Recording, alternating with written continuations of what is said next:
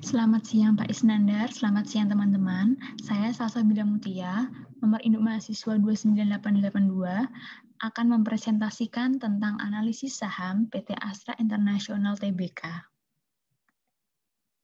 Yang pertama, saya akan membahas analisis kualitatif.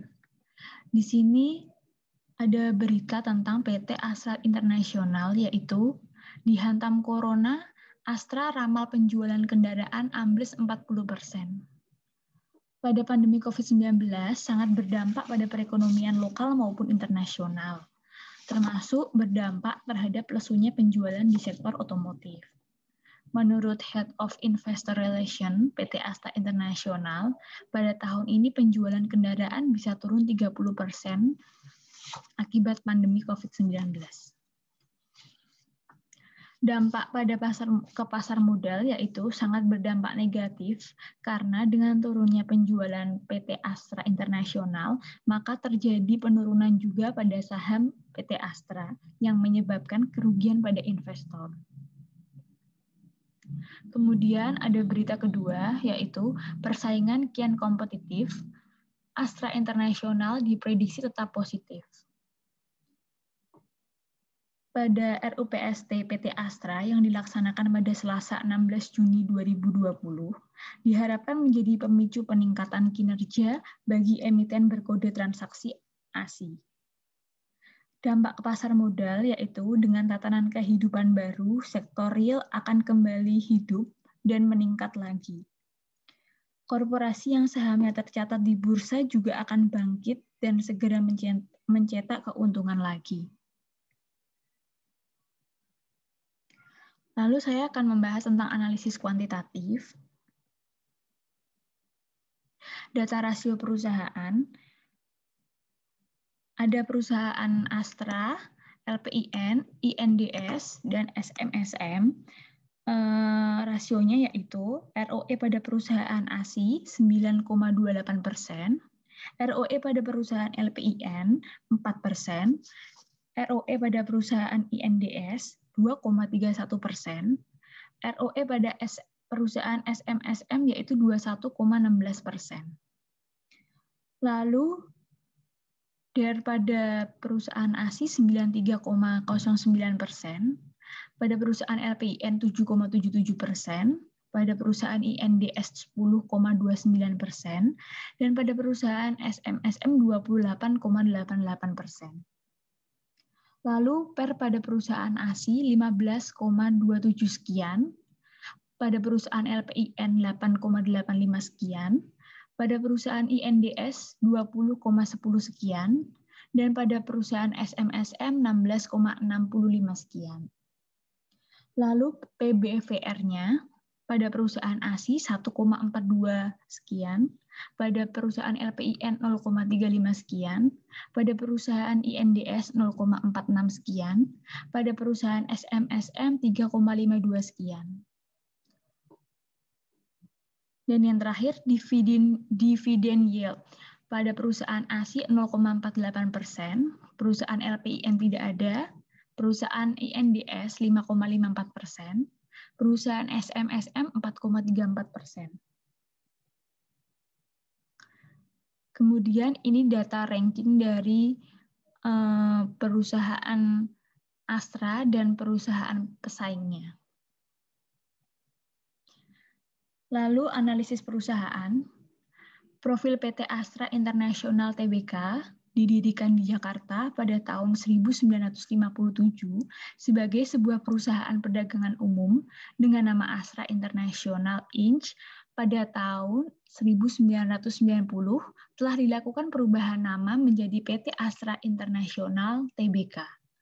Dalam rangka penawaran umum perdana saham perseroan kepada masyarakat yang dilanjutkan dengan pencatatan saham perseroan di Bursa Efek Indonesia dengan menggunakan ticker ASI, nilai kapitalisasi pasar Astra pada akhir tahun 2019 adalah sebesar 280,3 triliun rupiah.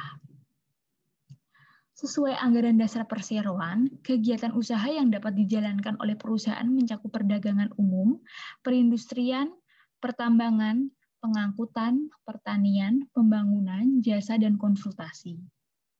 Hingga tahun 2019, Astra telah mengembangkan bisnisnya dengan menerapkan model bisnis yang berbasis sinergi dan terdiversifikasi pada 7 segmen usaha yang terdiri dari otomotif, jasa keuangan, alat berat, pertambangan, konstruksi dan energi, infrastruktur dan logistik, teknologi informasi, dan properti. Kemudian ini visi dan misi PT Astra International Tbk. Visinya yang pertama, menjadi salah satu perusahaan dengan pengelolaan terbaik di Asia Pasifik dengan pertumbuhan yang berkelanjutan dan struktur keuangan yang solid. Yang kedua, menjadi perusahaan yang intelijen dan agile yang berfokus pada karyawan, pelanggan, dan masyarakat. Lalu, misi perusahaan Astra yaitu sejahtera bersama bangsa dan negara dengan memberikan nilai terbaik kepada para pemangku kepentingan. Sejarah PT Astra International Tbk, pada tahun 1957, Astra memulai usaha sebagai perusahaan dagang. Lalu pada tahun 1969, Astra menjadi distributor kendaraan Toyota di Indonesia. Lalu pada tahun 1970, Astra ditunjuk sebagai distributor tunggal sepeda motor Honda Indonesia. Dan pada tahun 1972, Astra mendirikan PT United Tractor yang mengelola bidang usaha alat berat.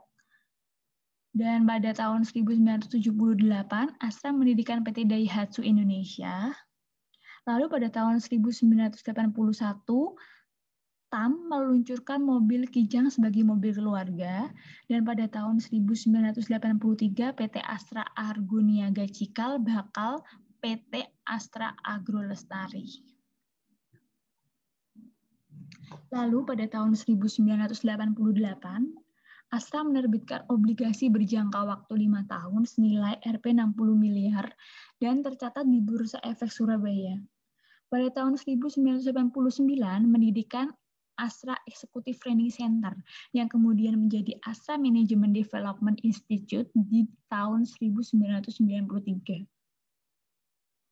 Lalu pada tahun 1990 menerbitkan 30 juta lembar saham dan mencatat di Bursa Efek Jakarta dan Surabaya, serta mendirikan koperasi Astra International untuk menyediakan fasilitas simpan pinjam bagi karyawan. Kemudian pada tahun 1991 mendirikan PT Astra Dian Lestari, dan pada tahun 1995 mendirikan Politeknik Manufaktur Astra yang menyediakan pendidikan formal, dan pada tahun 2000 Astra merestrukturisasi bisnis sepeda motor dan bisnis BMW. Kemudian pada tahun 2002 Astra mendivestasi perusahaan infrastruktur telekomunikasi Astra. Dan pada tahun 2003, Astra merestrukturisasi bisnis Toyota dan meluncurkan Toyota Avanza serta Daihatsu Xenia. Pada tahun 2005, memasuki bisnis jalan tol dengan mengakuisisi 34% saham PT Marga Mandala Sakti. Lalu pada tahun 2008, museum dan perpustakaan Astra dibuka secara resmi. Kemudian pada tahun 2010, penerbitan obligasi PT Astra Sedaya Finance dan RUPSLB PT Astra International. Dan pada tahun 2011 meluncurkan Toyota All New Avanza dan Daihatsu All New Xenia. Kemudian pada tahun 2015 sampai 2018 Astra banyak mengakuisisi saham, salah satunya yaitu UT mengakuisisi 50,1% saham PT Aset Indonesia Tbk. Perusahaan konstruksi umum dan Astra Tol meningkatkan kepemilikan saham di Jalan Tol Semarang sampai Solo dari 25% menjadi 40%. Berikut nama direksi dari PT Astra International. Yang pertama, Joni Bunarto Condro sebagai Presiden Direktur. Dan berikut ini adalah nama-nama direkturnya, salah satunya Johannes Loman, Suparno Jasmin, Chiu Shin Chok, Gideon Hasan, Henry Tanoto, Santosa, Giva Tiffany Bor, dan FXL Kesuma. Berikut nama Dewan Komisarisnya. Yang pertama, Prijono Sugiarto sebagai Presiden Komisaris.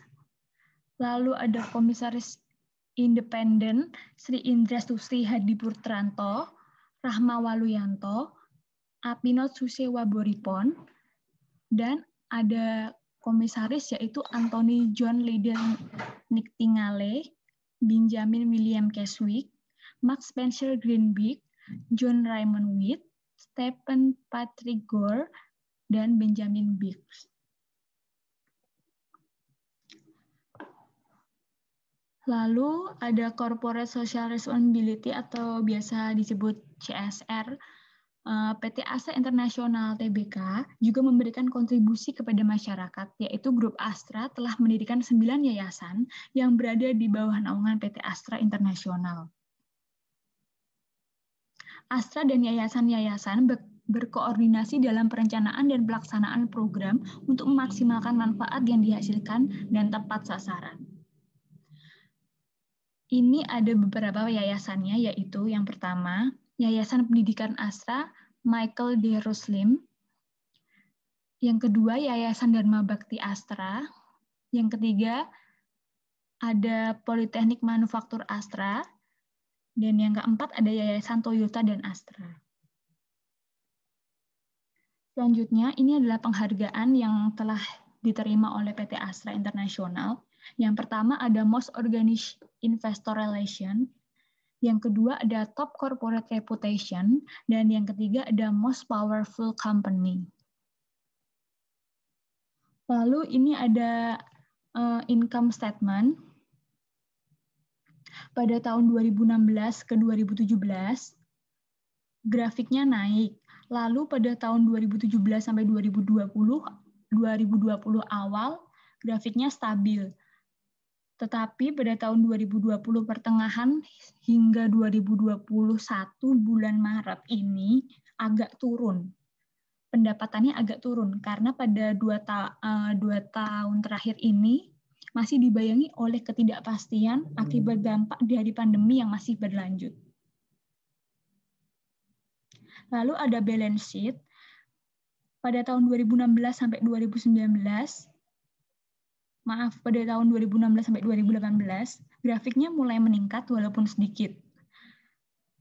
Lalu pada tahun 2019 bisa mencapai puncak, namun pada tahun 2020 lumayan menurun karena efek dari pandemi COVID-19. Kemudian pada Maret 2021 kemarin, grafiknya mulai meningkat walaupun sedikit, tetapi ada kemajuan dari tahun sebelumnya. Sekian presentasi analisis perusahaan Astra dari saya. Terima kasih. Mohon maaf apabila ada kesalahan kata atau lainnya.